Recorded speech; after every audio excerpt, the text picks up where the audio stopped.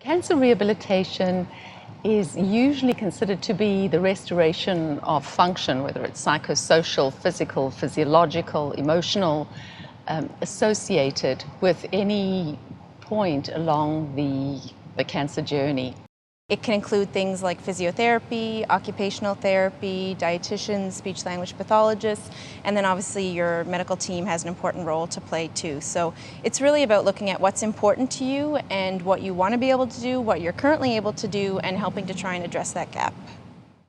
The other important thing in the whole concept of rehabilitation is it's not about doing something to a patient. It's about empowering a patient to do something for themselves. So in rehabilitation, we're there to assist patients, to help them set goals, and to help them move forward with what's going to make their lives better.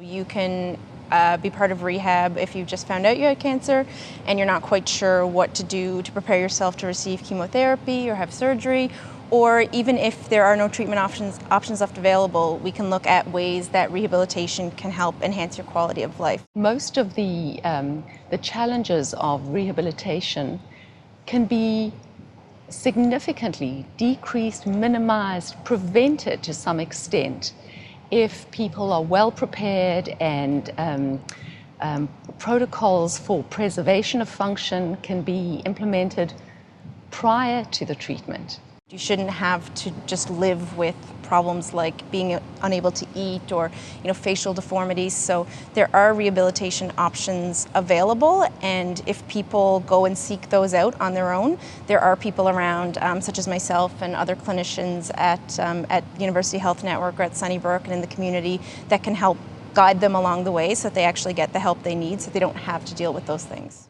And I think it can be very helpful if patients understand that and they're able to accept the idea that they're aiming for a new normal that might not be exactly the kind of normal they lived with before, but that our focus is on trying to optimize that new normal.